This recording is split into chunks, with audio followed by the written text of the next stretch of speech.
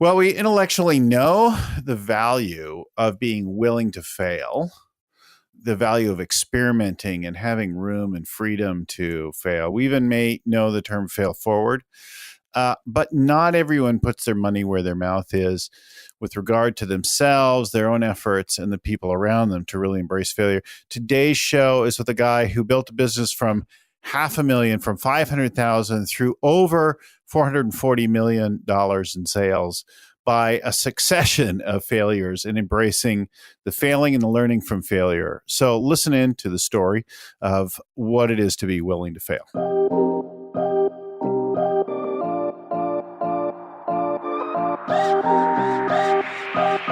Hello and welcome again to the Scaling Up Business Podcast. I'm your host and scaling coach, Bill Gallagher.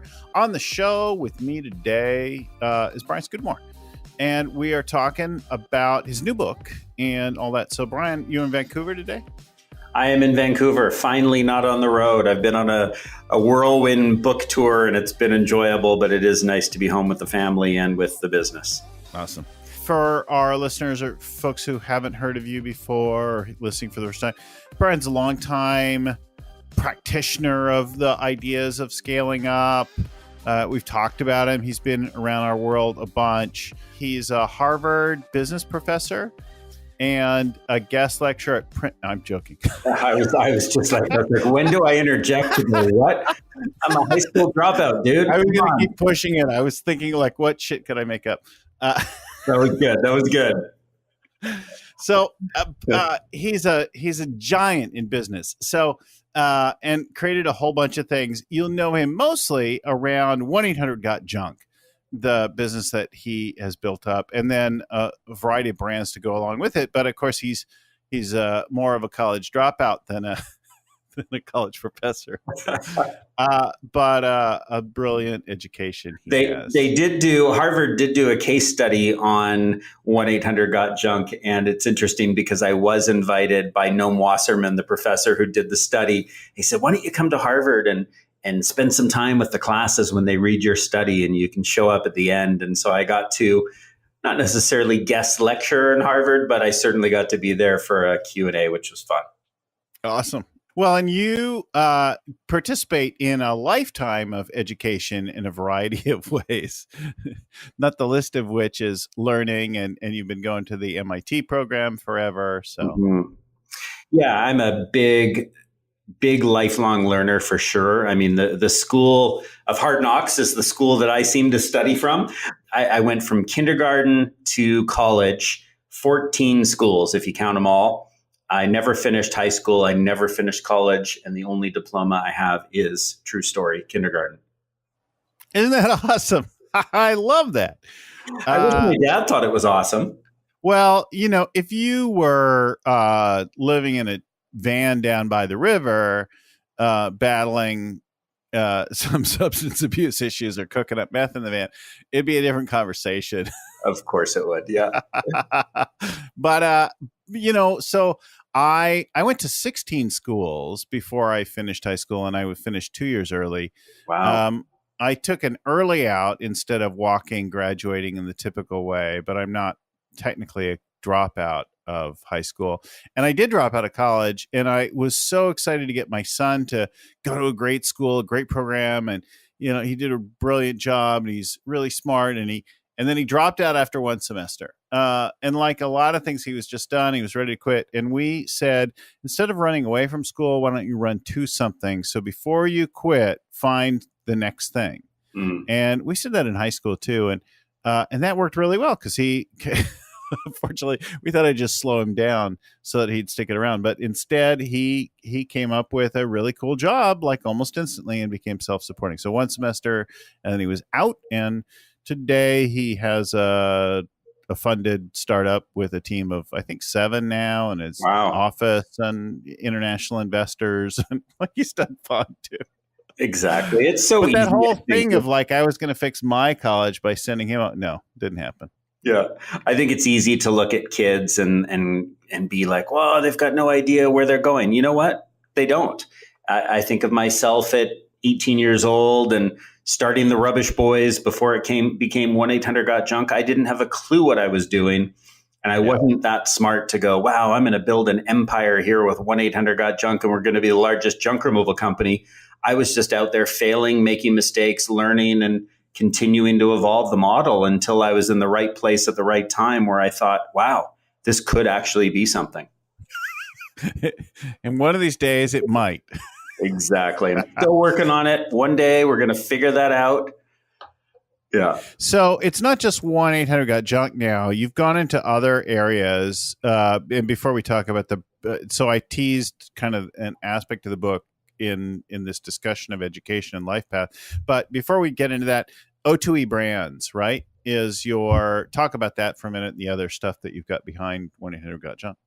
Well, we created 1-800 Got Junk, 22 years of growing that business, being sold out of franchise territories and growing double over every 3 to 4 years organically.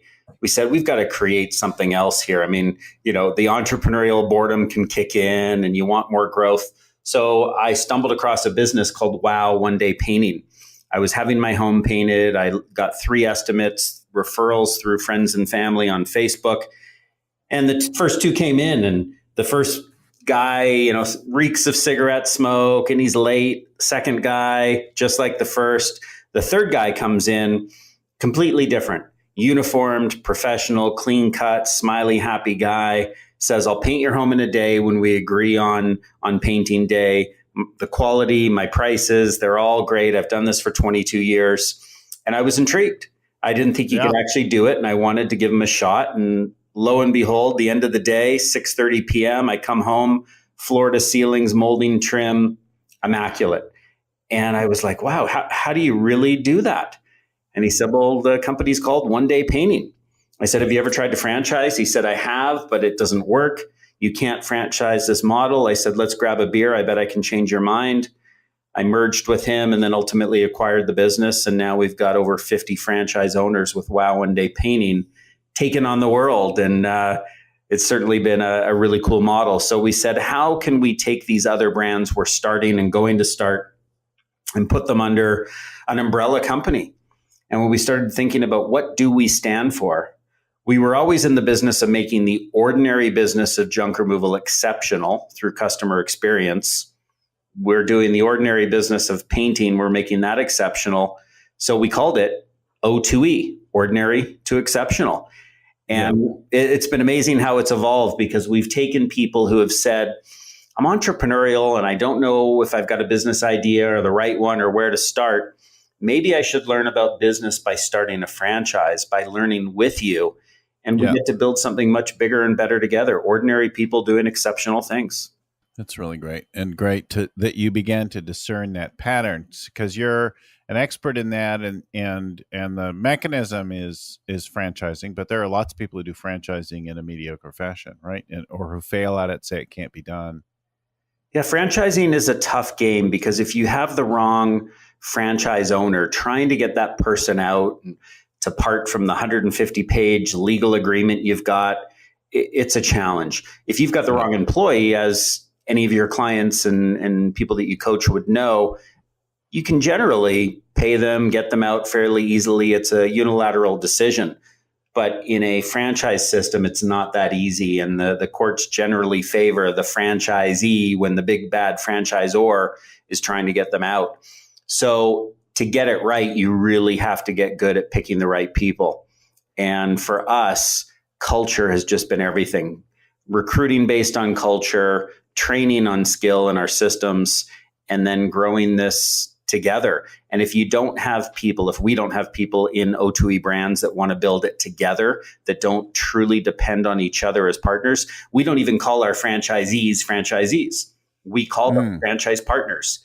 They depend on us to be successful. We depend on them to be successful. And that marriage is what becomes a perfect match when it's done right. That's great. So the book is Willing to Fail, WTF, right? It is.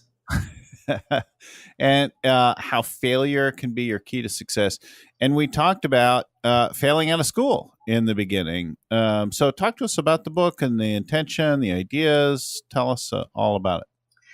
Well, the intention with the book wasn't my idea. It was Roy H. Williams, who's my co-author, brilliant marketer, great friend.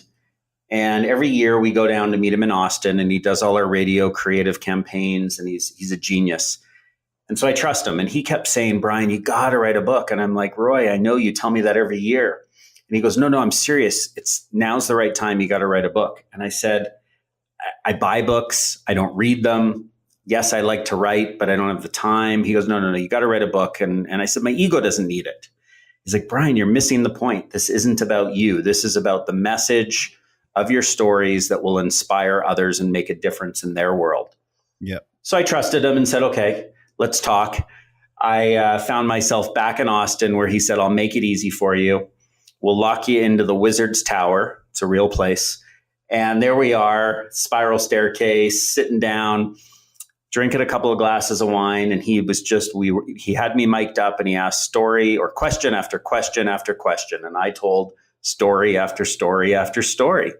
And we had a 135-page transcript, which was the starting point of him weaving together my stories in a way that he thought could lend some inspiration.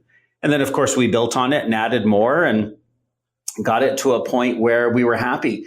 And I remember Roy kept saying, don't worry about a title, because I kept saying to him, I'm a branding guy. I've got Shack Shine and Wow One Day Painting and 1-800-GOT-JUNK. I love brands. We need to know the title of the book. He said, let's get the manuscript all tied up. Once it's closed and we know what the book says on the inside, the title will jump to the outside. And as I said, I trusted him, and he was right. And there was this theme of failure and failure over and over and over again, which led to all these bigger successes.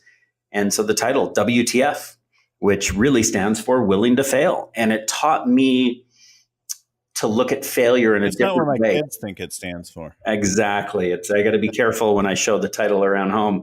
But it's one of those things where what the book actually taught me, which was interesting that I learned something from my own book, is throughout my life, failure has been a gift. And these failures had to happen. I needed to fire my entire company 5 years into the business. So, you want to get into stories. One of the first big failures, 9 bad apples. I had 11 employees, so that left a remaining 2, but 1 bad apple spoils the whole bunch. And I said, I am not having fun here. I'm not enjoying the people I'm working with. They're negative, they're naysayers, they're bringing me down.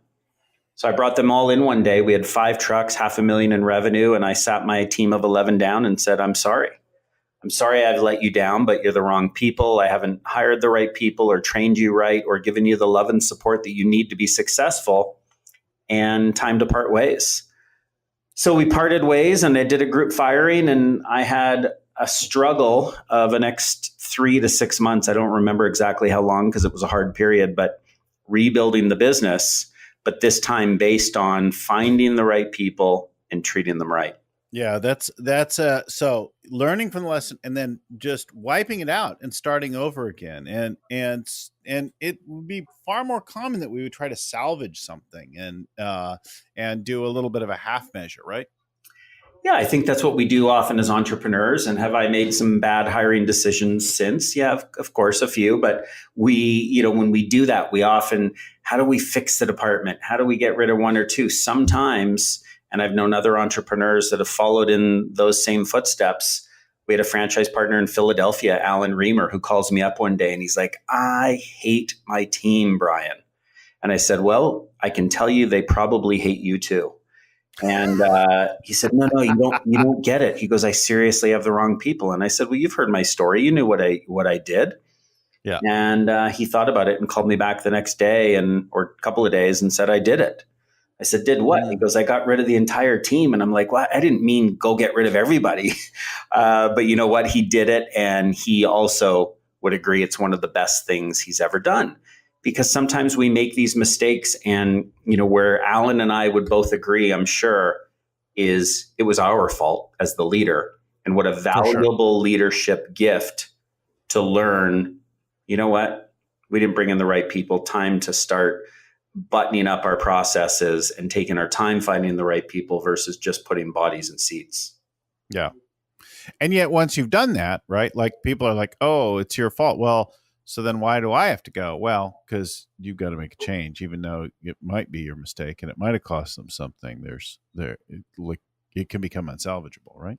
Yeah, and I think, as a leader, we also have to do these things and leave people their dignity and do it in a way where, yes, they might feel bad, but let's minimize how bad they feel. Let's tell it like it is and say the truth. But you know what? It really is us. I think those people, those 11 people left that day, and they got it. They might not have been happy about it, but I think they got it and understood what it was all about. So the guy who was failing at franchising with the painting, before you talk about that, how do you paint in one day? I've got painters outside right now. We just had the downstairs inside painted. It was way more than a day. Yeah. So the interesting thing is, and you'll get this very quickly, to me, I was expecting this big secret that, well, once I heard it, someone was going to have to kill me. But it was really one of these things where Jim Bodden, the founder of the company, when we acquired it, and he said, it's simple. Everyone knows that one room can be painted in a day by one person. So you count the number of rooms and you put one or two people in each room, depending on the size and the complexity of the job. And so my house, we had 16 people in my house the day it was being painted. It's a numbers game. And if you think of it, initially I remember going, whoa, that my house must have been just crammed with people and so crazy busy. Well, no, because one person fits in a room just fine. You're in your own room focused on getting that room done to excellence. It's all spread out. But what it does is it's such a coordinated effort. And this is where most painting companies can't come up to the same sort of standards of how we do things, is they don't know how to hire people. Painting companies know how to paint. They don't know how to recruit. And so some of our secret sauce is finding entrepreneurs that come in. We've got a guy, Craig Merrills, who's an EO organization member in Washington, D.C., and he's just killing it. And he used to run restaurants. And he goes, I know how to coordinate labor in restaurants. This is going to be a perfect fit. And I'm like, man, you're awesome, because you truly get that this is nothing to do with holding a paintbrush. This is about building people, developing them, and watching them grow. So it's a numbers game, and it's coordination. And we believe we will build the largest painting company on the planet, just in the same way that we've got the largest junk removal company on the planet, once we've really sort of built a groundswell of the right people as franchise owners. Well, I know your franchisor where I live does a really good job, and I see the trucks and the billboards and the stuff all over the place all the time. So I know they're killing it in the San Francisco Bay Area.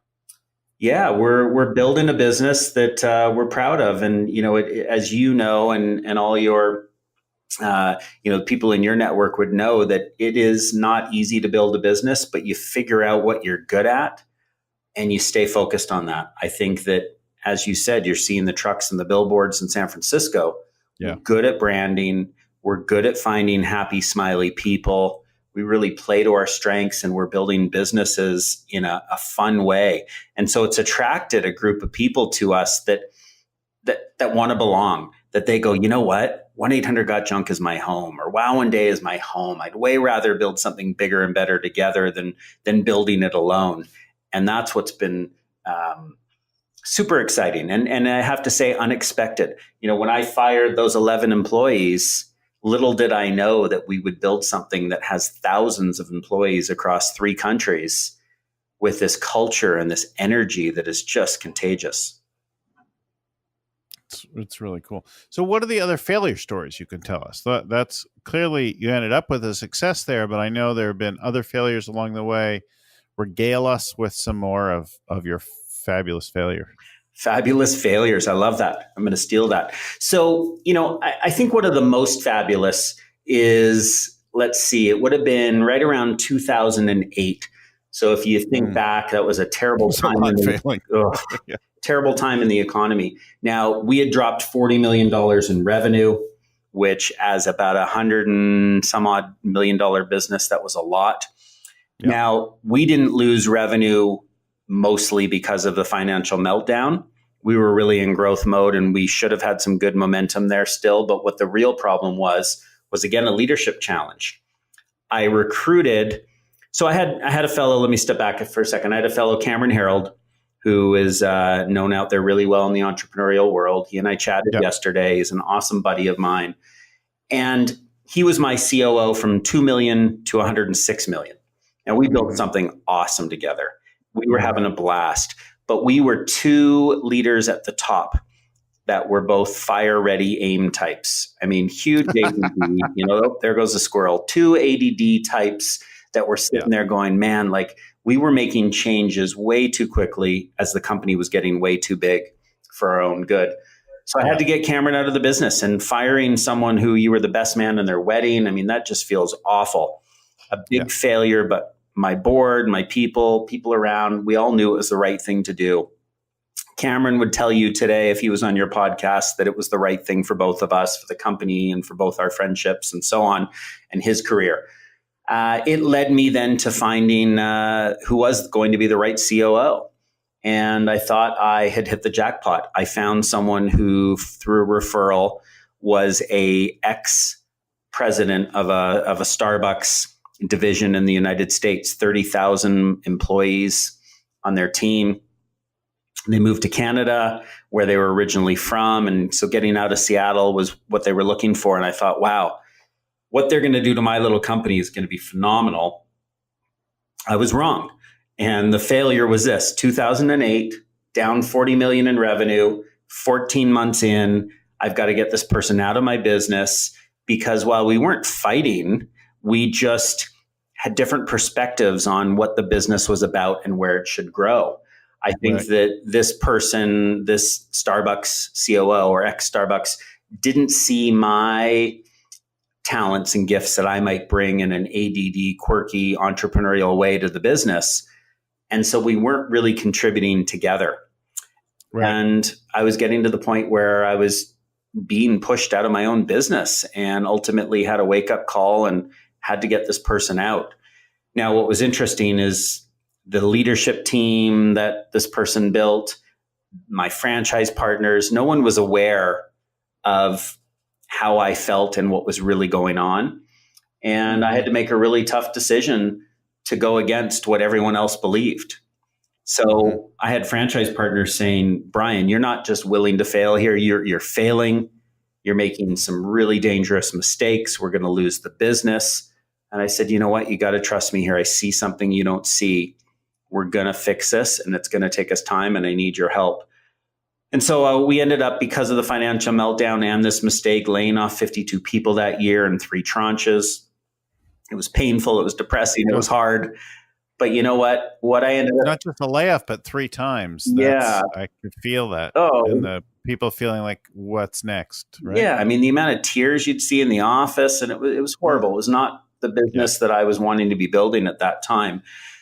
So very much in love with the brand and the future of where 1-800-GOT-JUNK could go. And so I, of course, in that moment of failure, as I always do, not right in the moment, but during that period of failure, I took out a sheet of paper and started thinking, what were the things that could come from this seemingly dark time? What was the good? What were the possibilities? And I always find that something better does truly come from the failure. So that's where, to me, failure is a gift. It's a stepping stone in your journey and your learning.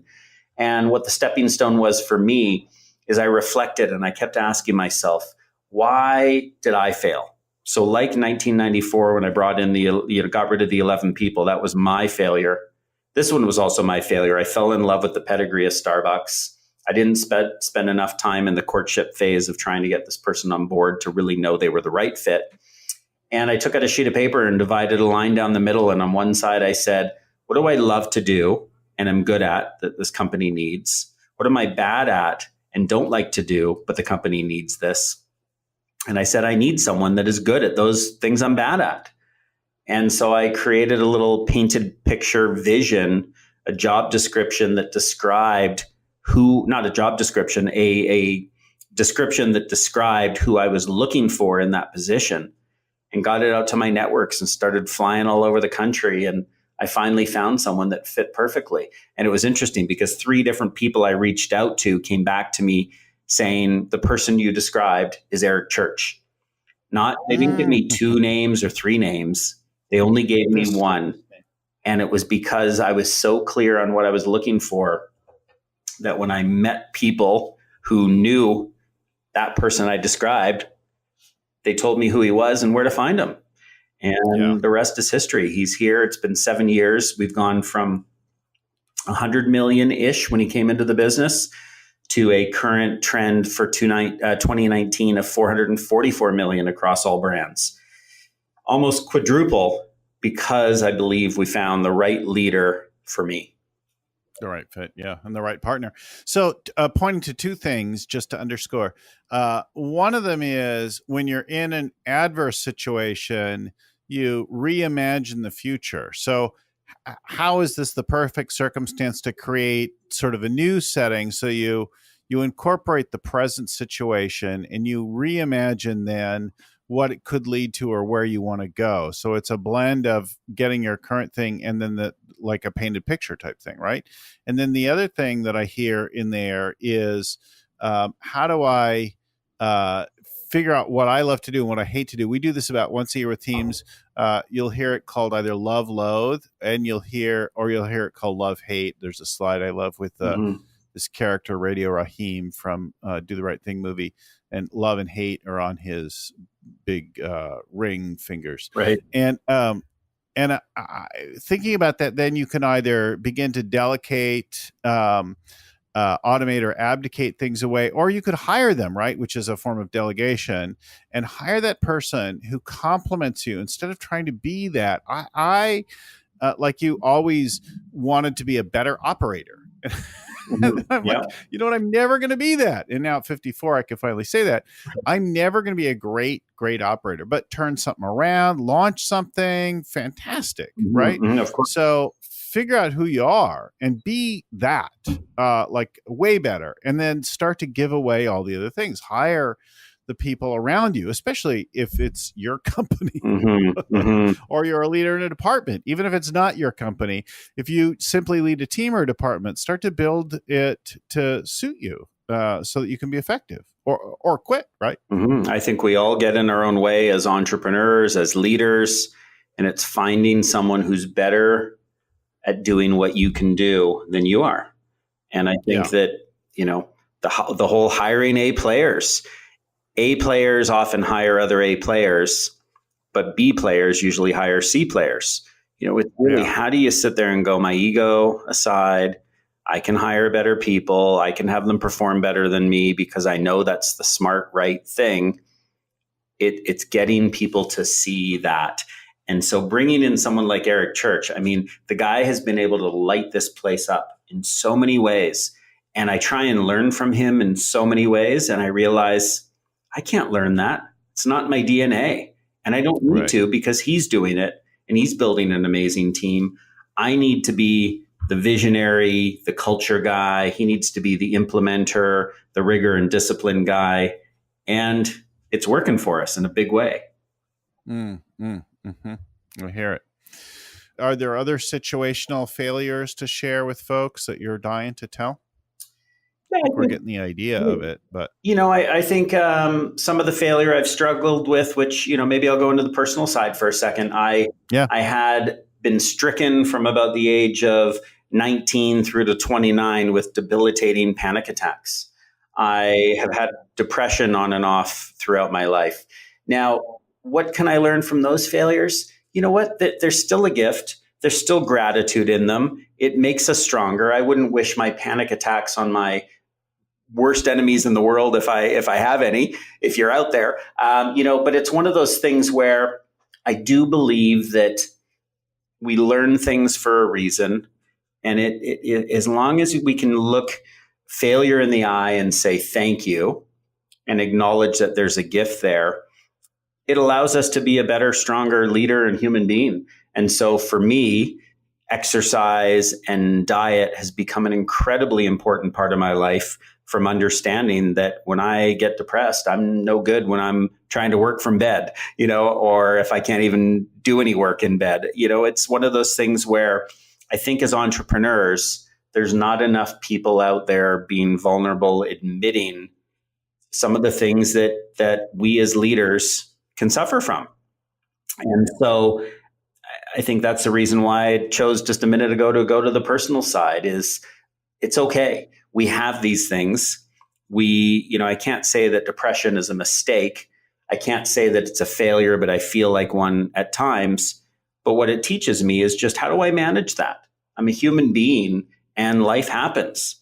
I think that I'm one to, when I do get states of depression, it's over real things. It isn't just, you know, making stuff up. It's generally some life event or some stressful thing in the business that I can't get through.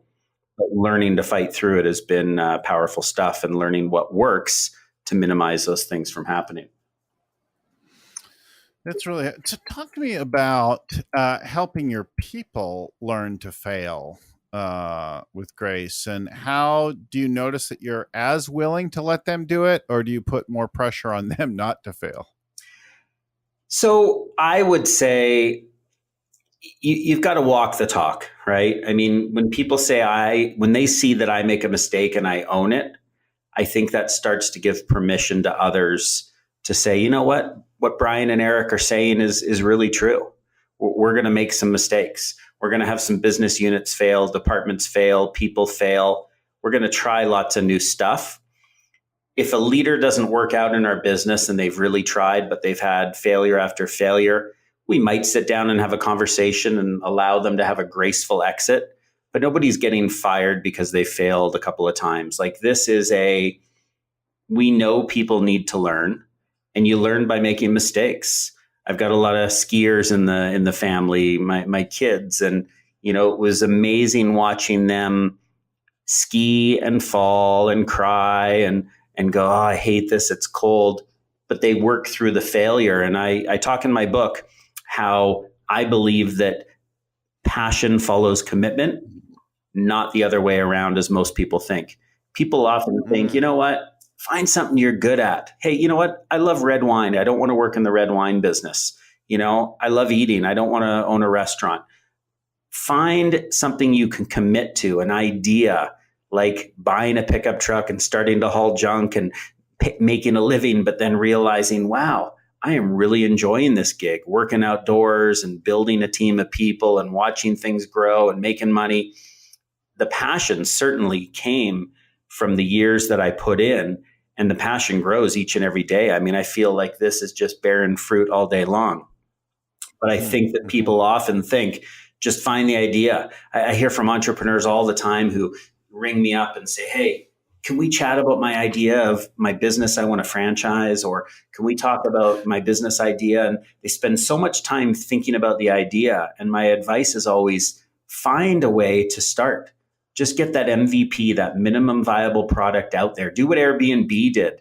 I love when I met Joe Gebbia in San Francisco, one of the 4 founders, and Joe was telling a story about how they got out there and they were renting air mattresses. I'm like, oh, what a stupid idea that is. And, they're like, yeah, it wasn't a very good idea, but it got us to the point of iterating the model and getting to the point where they are Airbnb, the largest inventory of hotel rooms on the planet by far.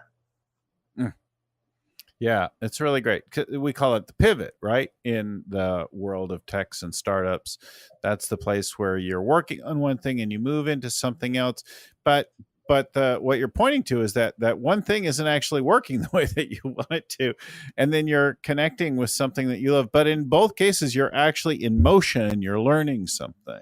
Yeah, and I love the word pivot. I think if you look at the early days of O2E brands, of 1-800-GOT-JUNK, I mean, pivot after pivot after pivot in terms of people and systems. And we had franchised a student model similar to a college pro painters model, and that didn't work and we failed. I think that a pivot is a great thing, but you can't pivot off of nothing. People often come with ideas and they've got all these great business ideas, a new one to start, whatever it is, and they keep trying to get the idea right. But you can't pivot off of just an idea, I believe. It's, okay, let's start it. Let's rent air mattresses. Let's pivot from there. You got to have something. Let's see. Yeah, you got to.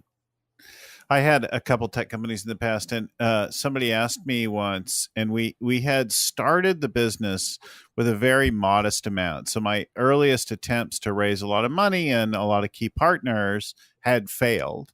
And I'm like, I know that the idea at core is good here, but not only did we fail to raise a lot of money, we raised a very, very modest amount of money, and then I funded a bunch myself. But we'd been rejected in partnerships by the key brands that we wanted to or were counting on in our business plan to align with. So then I'm like, okay, what are we going to do? So we our first thing was, okay, we're going to launch independently and focus on independence rather than big brands and do this. It was a SaaS business back in the 90s, which was still a little early for that.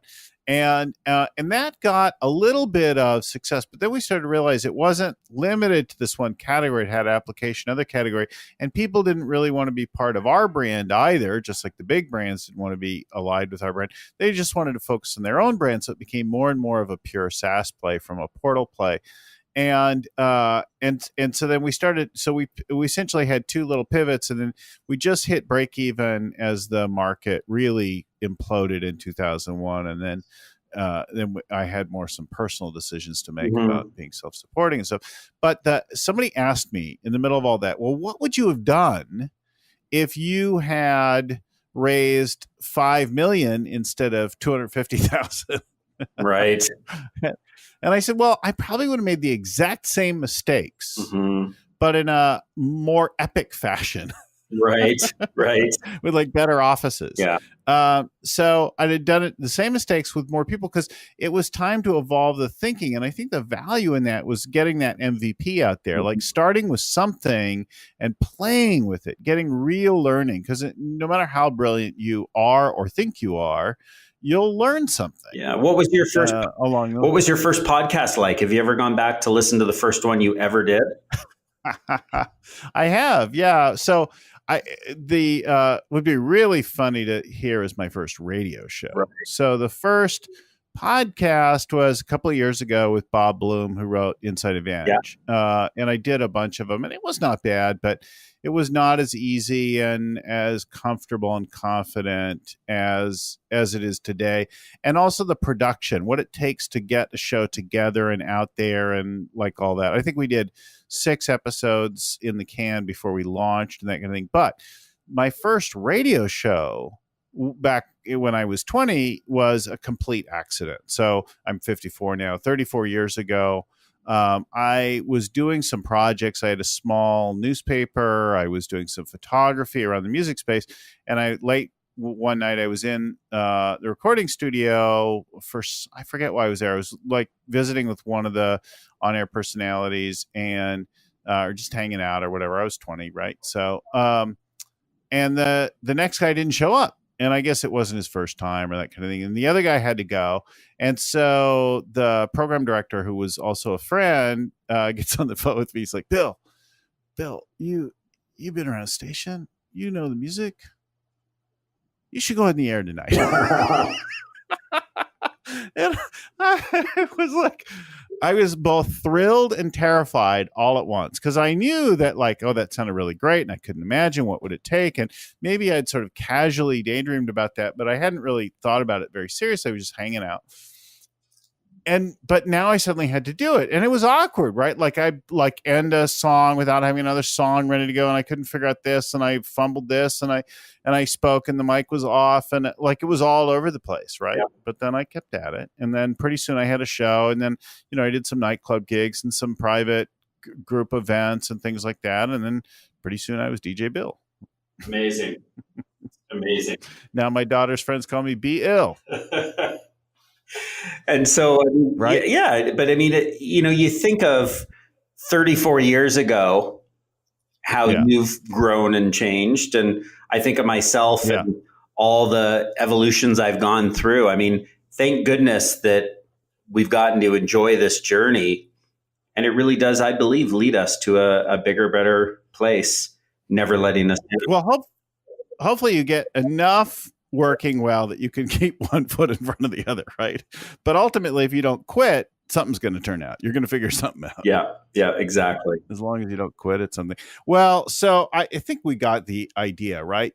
Willing to fail, and then walking the talk with your people, supporting them in failing thoughtfully, failing forward. Sometimes we hear folks say, and you tell just a really compelling story of going from 500,000 through 2 million, through 100 million, then back down, then back up through 400 and some million now.